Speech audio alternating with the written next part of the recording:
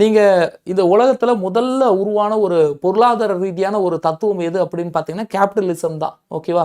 Adam Smith வந்து எழுதின the wealth of nation அந்த புக்கு மூலிமா கேபிட்டலிசம் அப்படின்ற ஒன்று வந்து வந்தது.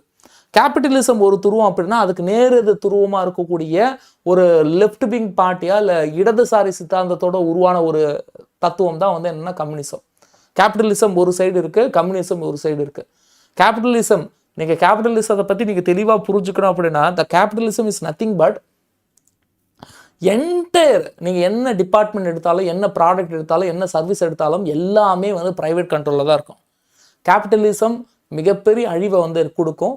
சாமானிய மக்களால் கேபிட்டலிச நாடுகளில் வாழ முடியுமா அப்படின்னு கேட்டால் அது மிகவும் வந்து என்னென்னா கடினம்.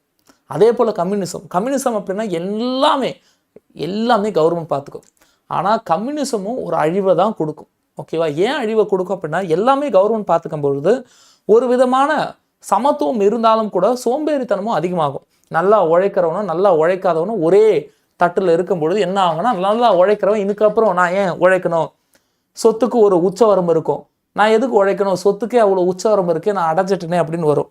அப்போ எல்லாத்தையும் கவர்மெண்ட்டால் பார்த்துக்க முடியாது. ஒருவேளை எல்லாத்தையும் கவர்மெண்ட்டால் பார்த்துக்க முடியுது அப்படின்னா அந்த கம்யூனிஸ்ட் நாட்டுக்கு இடையில வளர்ச்சிகள் அப்படின்றது கொஞ்சம் இல்லாமல் தான் போகும்.